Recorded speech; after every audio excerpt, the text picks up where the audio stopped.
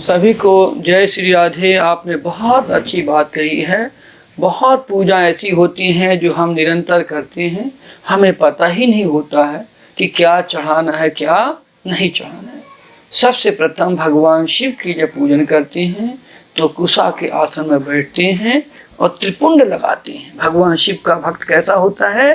त्रिपुंड लगाने वक्त होता है और साथ में भस्म लगाया जाता है।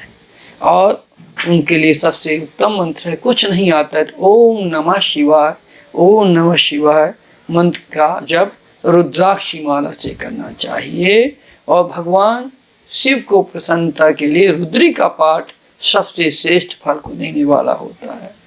और स्नान करने के बाद में सबसे पहले पूर्व मुख होकर के बेलपत्र तोड़ना चाहिए, ताजे बेलपत्र तोड़ना चाहिए। और बेलपत्र तोड़ने के बाद वो भगवान शिव को चढ़ाना चाहिए। इसलिए कहा जाता है शिव पूजा में पुष्पों का विशेष महत्व बताया, फूलों का विशेष महत्व। तपः शील गुणोपेते विप्रे वेदस्य पारगेः दत्वः श्रवणस्य शतम तत्फलम कुसुमस्य चाह। यानी कि तपोनिष्ठ सर्वगुणी तथा वेदज्ञ ब्राह्मण को 100 असरफी दान करने से जो फल मिलता है वह शंकर भगवान को 100 पुष्प चढ़ा देने से फल प्राप्त हो जाता है।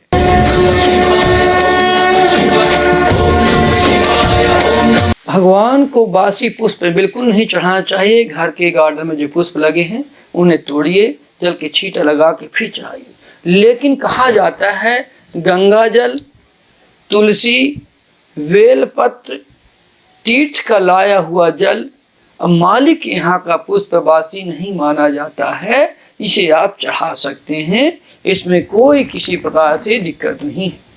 कहा जाता है आक, कनेर, गुमा फूल, दोड़ पुष्प, कुश का फूल, नील कमल, शमी का पुष्प, धतूरे का पुष्प, श्वेत कमल, चमेली, मोल सिरी और नांग चंपा, बड़ी कटोरी, शंख पुष्पी, बेलहा, चंपा, खस, गुलाब, गेंदा आदि जितने सुगंधित पुष्प हैं वो भगवान शिव को बहुत प्रिय हैं, ये पुष्प चढ़ाना चाहिए।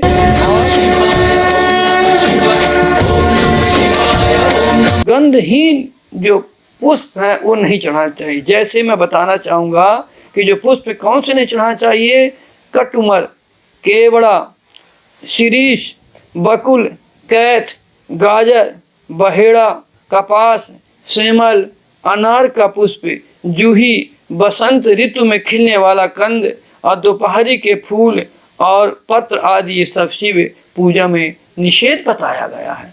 ये पुष्पों को नहीं चढ़ाना चाहिए।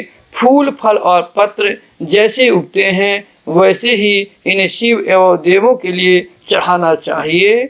और दूर्वा तुलसी पत्र को अपनी ओर और तथा बेल पत्र को नीचे मुख करके चढ़ाना चाहिए। दूर्वा को अपनी ओर और तुलसी को और बेल पत्र को उल्टा करके चढ़ाना चाहिए। इस प्रकार से बताया जाता है दाहिने हाथ की हथेली को सीधा कर मध्यम अनामिका अंगुष्ठिका की सहायता से फूल अर्पण करना चाहिए।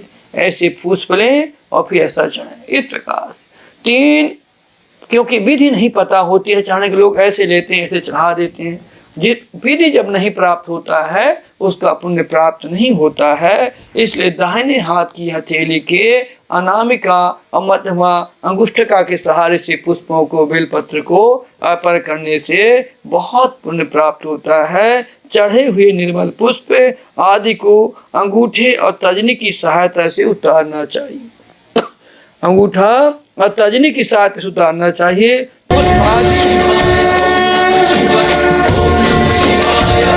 पुष्प आदि हाथ में तथा चंदन ताम्रपात्र में बिल्कुल भी नहीं रखे चाहिए। पुष्प आदि हाथ में नहीं रखना चाहिए, चंदन ताम्रपात्र में बिल्कुल भी नहीं रखें क्योंकि वो दूषित हो जाता है। चंदन भी ताम्रपात्र में दूषित हो जाता है। शिव पूजा अपनी समर्थ अनुसार 5, 10, 16, 18, 36, 64 राज आदि उपचार विधि से कर सकते हैं। सब उपचारों में भाव ही प्रधान है। भगवान शिव भाव प्रधान देव हैं। वृद्धत प्राप्ति प्राप्त योग में मंगल शुभ, रवि में द्वादशी, अमावस्या पूर्णिमा में, संक्रांति सूतक में तुलसी दल नहीं तोड़ना चाहिए।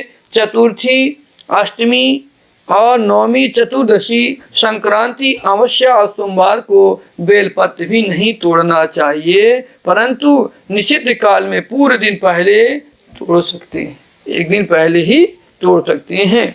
अर्थात पान की मूल डंडी में ब्याज अग्रभाग नकीले में पाप होता है। साढ़े पान से आयु नष्ट होती है, सिरा बुद्धि विनाशक होती है। इसलिए पान के अगले भाग को और डंडी भाग को सिरा निकाल करके भगवान शिव पे अर्पण करना चाहिए।